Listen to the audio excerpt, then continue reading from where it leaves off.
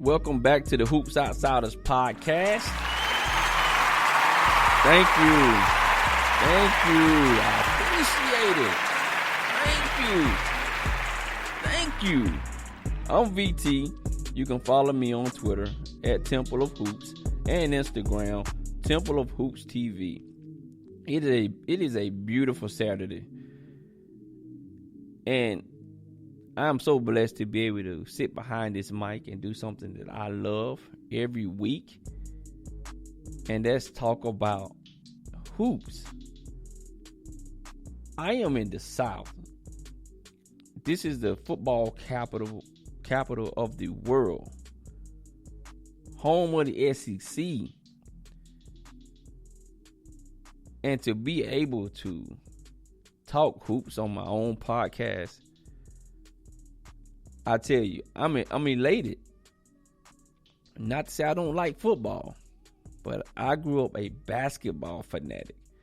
Basketball was my first love, and it always will be.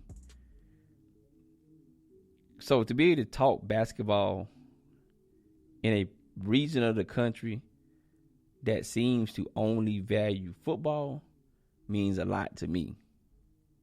So there you have it as far as my love for basketball. But also today is a nice day is because it is an extension of my beautiful wife's birthday from this past Thursday. We're going to the Juicy Crab in Duluth for some seafood boil. And when I tell you it is delicious. Try to get out there and try it out. You will not be disappointed. And I won't be disappointed if Juicy Crab go ahead and pay me for this free plug. Well, it's not free if you're paying me, but you get what I'm saying. Holler at me later about that, Juicy Crab. All right, let's jump into the NBA and see what's going on with Team USA. USA basketball improves to 4-0 with a win over reigning regular season NBA MVP Giannis Antetokounmpo in Greece, 69-53. It was a very competitive game. You know, Greece is a really good team. Much respect to those guys. But, you know, we played well. We had a great game plan. We stuck to it, and, you know, we were able to come out with a big win. Kemba led the U.S. with a team-high 15 points, adding 6 assists. Antetokounmpo led Greece with 15 points, grabbing 13 rebounds. The U.S. will play Brazil Monday. So hopping back over the pond, let's talk about what's happening in the NBA. Milwaukee police body camera video shows officers using a taser on Bucks player Sterling Brown following a confrontation over a parking violation outside of Walgreens on 26th and National last year.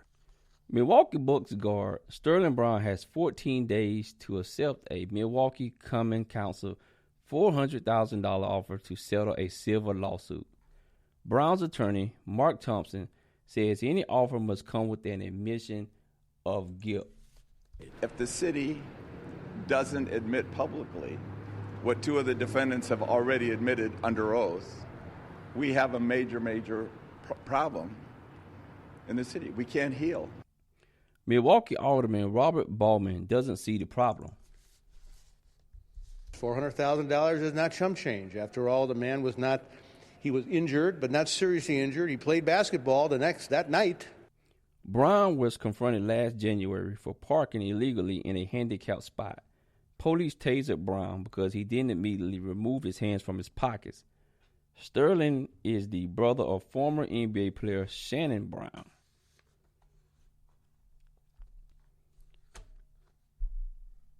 Now, I just don't understand the logic of some people, you know. It's very disturbing that, you know, the comments of the comments of Alderman Baldwin. You don't see $400,000 is not chump change comment. Of course, it's not chump change, but it's the principle that, you just can't pay people a lot of times to sweep things under the rug without admitting that you were wrong. So I really don't know what's going to happen with this. And let me know, would you accept the $400,000 settlement offer? I mean, according to the Milwaukee Community Common Council, he has 14 days.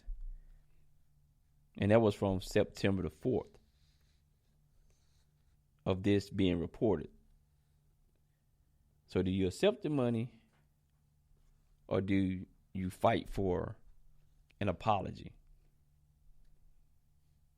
Can you have both, or is it one or the other? I'm not sure here, but that'd be hard to turn down $400,000.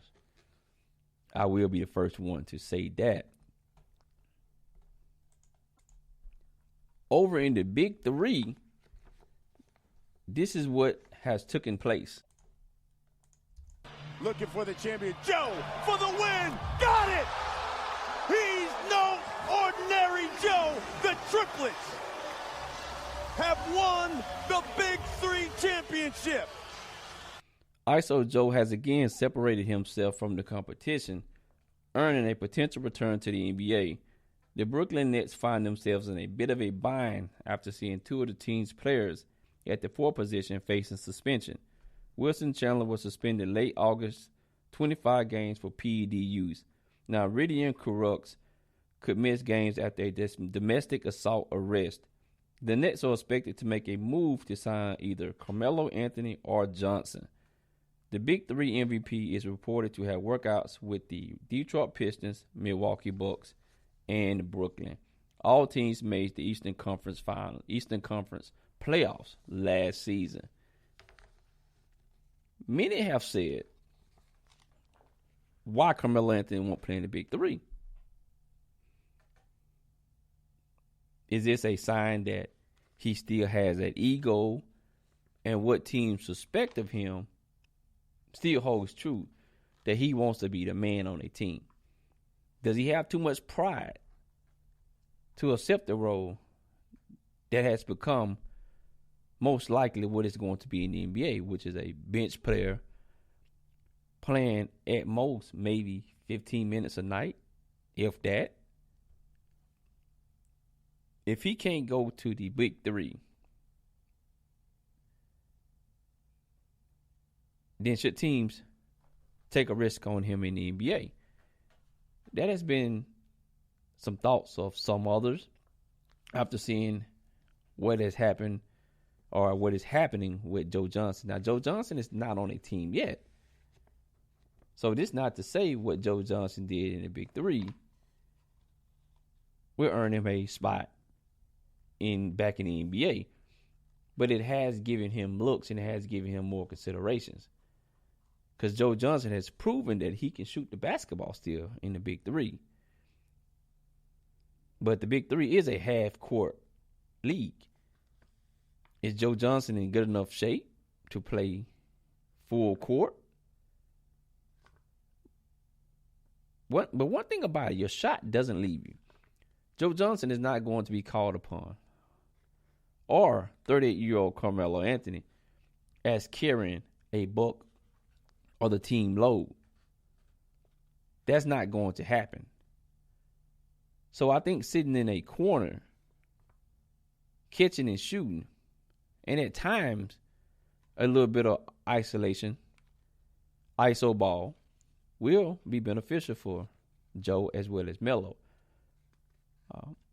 But Melo has had a hard time adjusting to his reduced roles in Oklahoma City and as well as in Houston, in which he played 10 games for the Houston Rockets. And he was ultimately dismissed by general manager of the Houston Rockets. So we're going to see how this play out.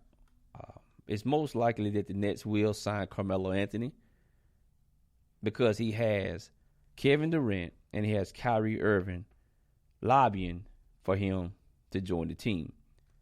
And I think that will be the ultimate reason why Sean Marks and the Brooklyn Nets end up going with Carmelo Anthony, if that is the case. And then again, they are shallow at the 4 position. Without Wilson Chandler and without Ridian Carux, you have Taurean Prince to hold down that position. So I think you're going to need to bring someone in there to help out at the 4 position. And hopefully it's Melo. And I do hope that Joe Johnson get another look somewhere else. I mean, he has garnered a lot of attention with his Big 3 performance. So we hope that works out for Joe as well, because I was reading where, Joe was saying that being away from the NBA for the time that he has been, because he was going through a lot. He talked about his mom passing away, someone that has been a big part of his life, his entire life, being that he's the only child,